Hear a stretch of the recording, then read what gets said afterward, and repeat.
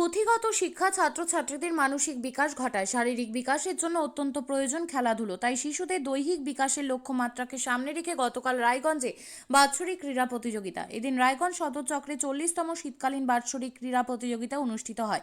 উপস্থিত ছিলেন সদর চক্রের অবর বিদ্যালয় পরিদর্শক নাসরিন পারভেজ, রায়গঞ্জ গার্লস প্রাথমিক স্কুলের ভারপ্রাপ্ত প্রধান শিক্ষক গৌরাঙ্গ চৌহান সহ অনেকেই। সদর চক্রের অবর বিদ্যালয় পরিদর্শক নাসরিন পারভেজ বলেন, সাধারণ প্রতিযোগীদের জন্য 34টি ইভেন্ট ছিল। বিশেষ চাহিদা সম্পন্ন পড়ুয়াদের জন্য ছিল 6টি ইভেন্ট। মোট 250 জন প্রতিযোগী অংশ নিয়েছিলেন। আপনার নাম, আপনি কোন সার্কেলের কি দায়িত্বে আছেন? আমি নাসরিন পারভেজ, আমি অবর বিদ্যালয় পরিদর্শক, রায়গঞ্জ সদর সার্কেলে।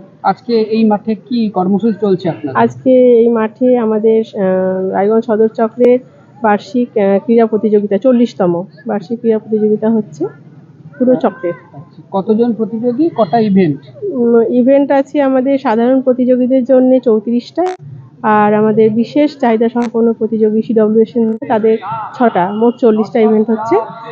আর প্রতিযোগী মোটামুটি 250 জন রয়েছে।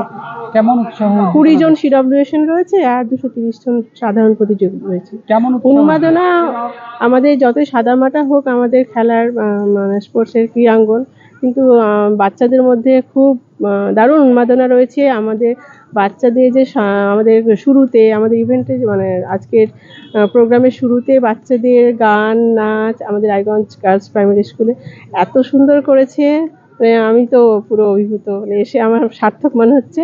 আর সিডব্লিউএসএনদের যে ইভেন্ট দুটো হয়ে গেল অলরেডি, আমি ছিলাম নিজে, খুব ভালো লাগলো। আর চলছে খুব সুন্দর উন্মাদনা বাচ্চাদের মধ্যে, গার্জেনদের মধ্যেও ভালো বেশ রয়েছে, উন্মাদনা রয়েছে।